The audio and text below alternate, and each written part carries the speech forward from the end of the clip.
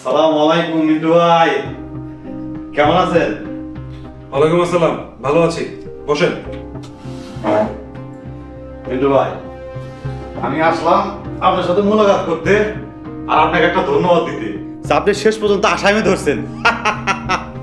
আমাকে ধন্যবাদ না দিয়ে সাহেবকে ধন্যবাদ দিই। মানে সাহেব যদি সাহায্য না করতো সাদিয়াকে এত সহজে ধরতে পারতাম কিনা তা জানি না। আচ্ছা মিন্টু ভাই, একটা জিনিস আমার মাথার মধ্যে ঘুরপাক খেতেছে।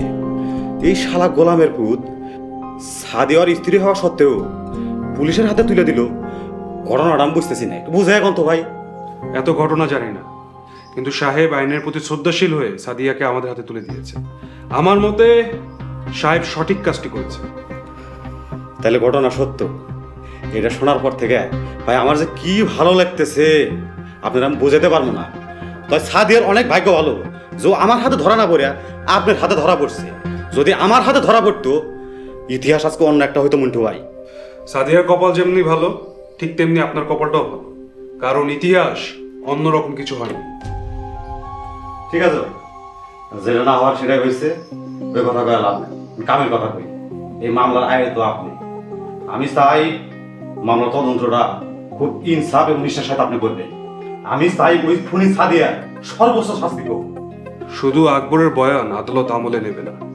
আপনি যদি আকবরের বয়ানের উপর নির্ভর করে থাকেন এই মামলা আপনার পক্ষে যাবে বলে মনে হয় না। কি কোন ভাই, আবার টেনশন দিতেছেন? এসব টেনশন নিতে নিতে আমি পাগল হয়ে যান। তো মিন্টু ভাই, আপনি তো আছেনই, আপনি একটা যোগ বিয়োগ করে বোঝেন নাই কোন কত চান? আপনি দয়া করে আসুন। মিন্টু ভাই, আমি বুঝছি আপনি মাইন্ড করছেন। মাইন্ড করার কি আছে ভাই, আগের মতো আমরা দুজনে এক হয়ে বলেন। আপনাকে বলেছি না আজ আসুন।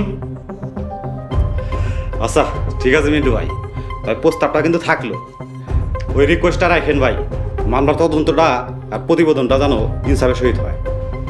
আসি, আসসালামু আলাইকুম। ওয়ালাইকুম আসসালাম।